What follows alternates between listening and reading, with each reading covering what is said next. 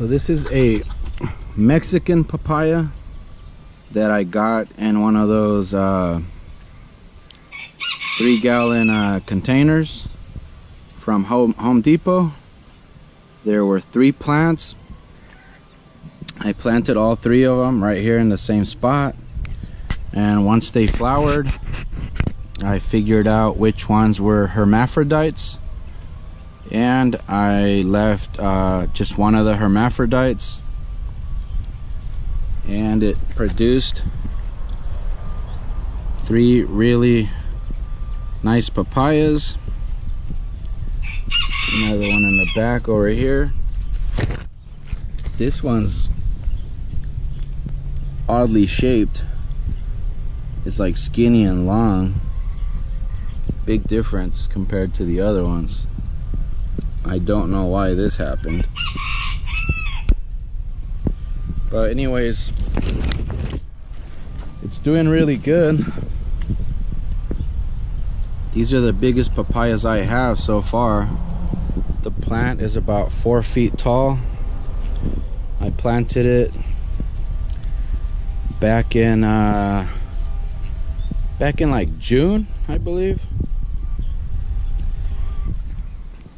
I think it might be field dirt in here, because they had to put these retaining blocks in, and it's quite a bit higher up here than down there, so they might have brought in some field dirt for this area, so it probably doesn't have a lot of nutrients. And then I've got this big palm tree right here, and then another one right over there that are probably sucking up all the nutrients.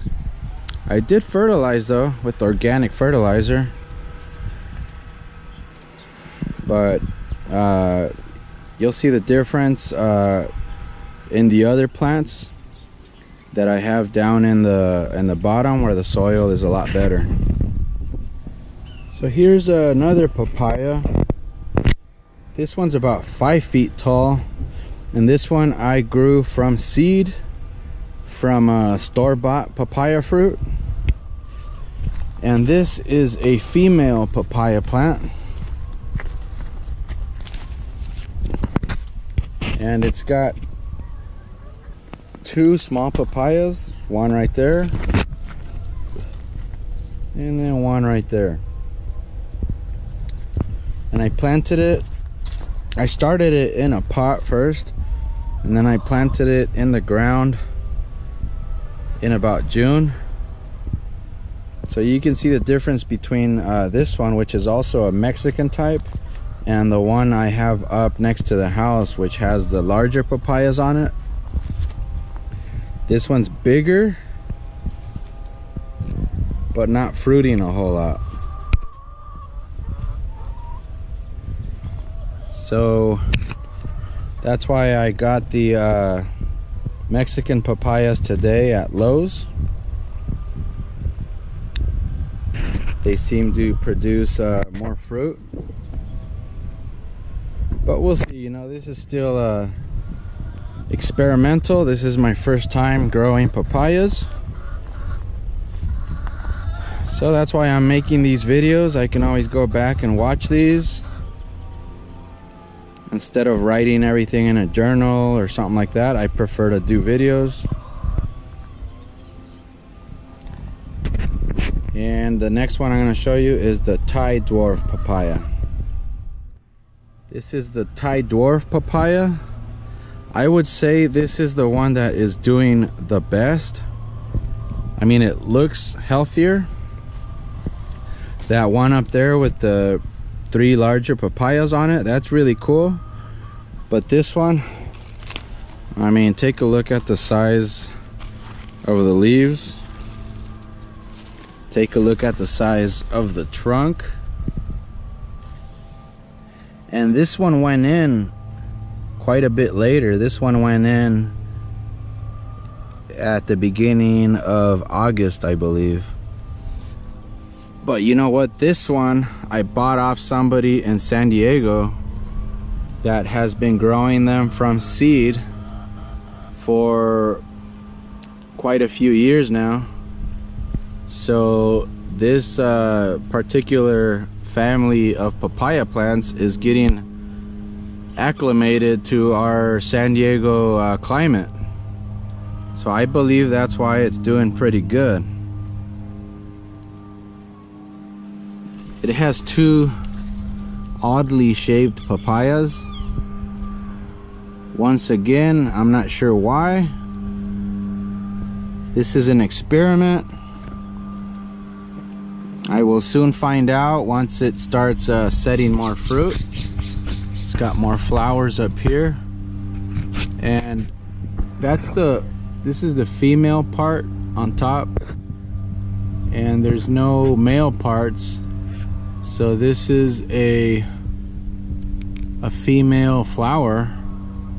And that's the odd thing about papayas. It seems that the weather conditions affect the flower type, because I had a few, or a couple, the Hawaiian and then the Mexican one, that I know are hermaphrodites, because when they started blooming, I checked the flowers and I found both the female parts and then the male, the yellow, I forgot what they're called right now, but right down here under these petals, I found the male part, which will pollinate this part up here.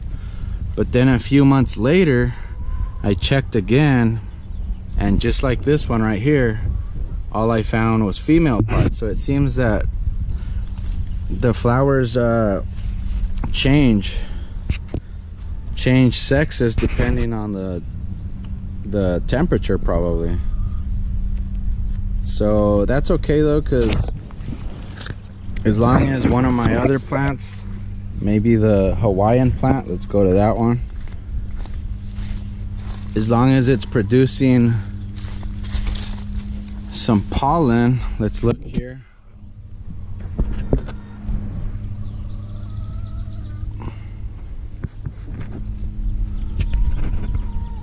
See, once again, I don't see any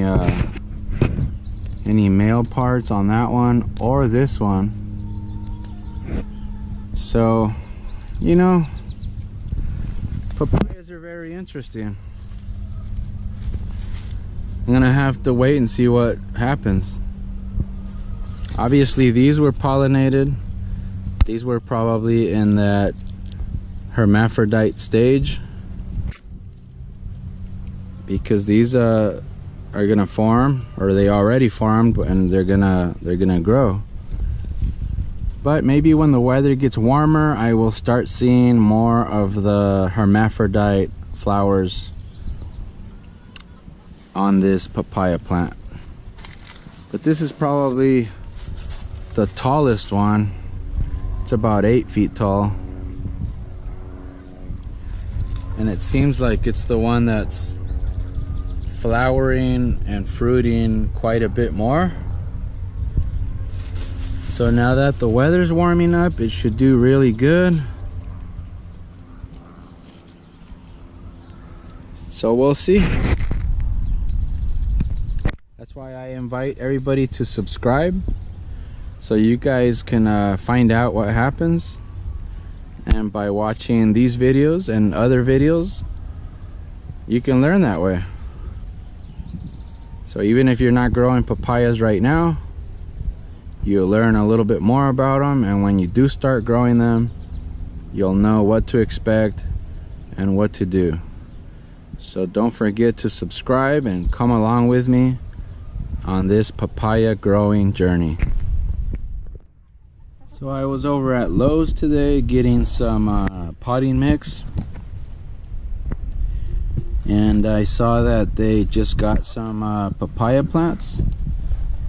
This is the Mexican type, Papaya Mexicana. And as you can see, there are 3 of them here in the pot, and it says grow 3 together. But you know what? I would never want to grow 3 papayas just about 3 inches away from each other. I mean, their trunks get pretty thick. I wouldn't even want to try this because they would grow and then they would start leaning to the sides away from each other, and then when they fruit they would get so heavy and probably just fall over, and it just, I don't think it looks good, you know. I like the look of one single papaya plant. So the reason they do this though, the reason they put 3 plants in one pot for you, is because they want to make sure you end up with at least one hermaphrodite.